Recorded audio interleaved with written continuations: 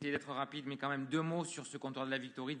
Ce rapport, c'est pas qu'un rapport sur le comptoir de la Victorine, c'est aussi, et ça répond d'ailleurs, à la litanie très positive de M. Parakian. Je vais quand même vous parler d'un absent ce matin, pas sur les bancs du Conseil, même s'il y en a beaucoup, y compris dans mes rangs.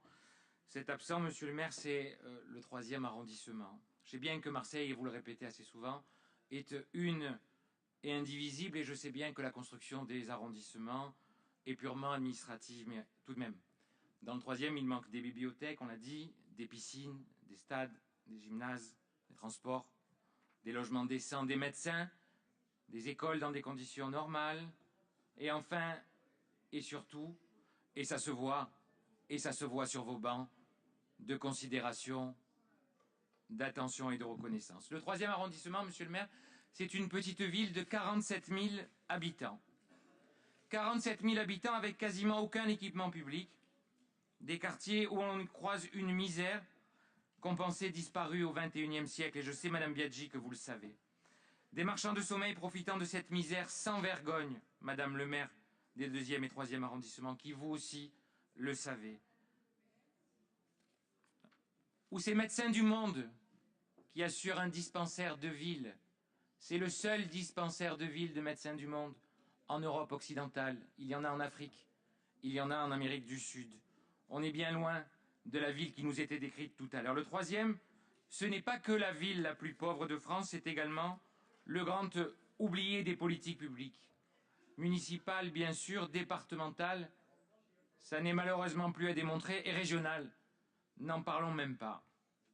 Pourtant, ces quartiers, ce ne sont pas moins Marseille. Le 3e arrondissement manque de considération et de reconnaissance, et l'incendie du comptoir de la Victorine en est devenu le symbole.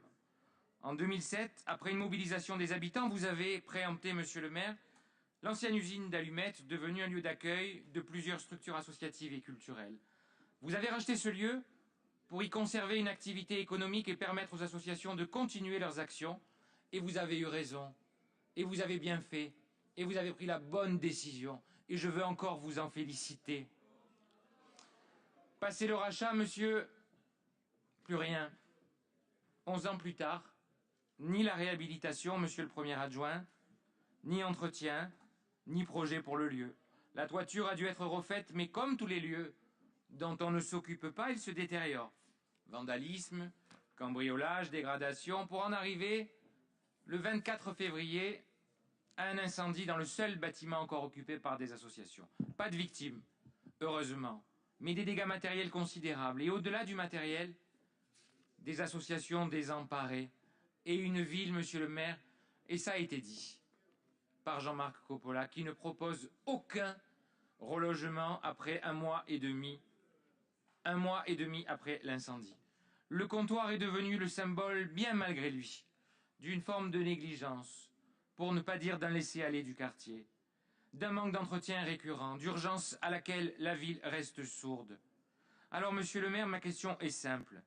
Au-delà des travaux de réhabilitation que nous allons voter dès demain, ce matin, mais qui prendront des mois, quelle solution pour ces associations? Quel avenir pour le comptoir de la Victorine? Je vous remercie, monsieur le maire.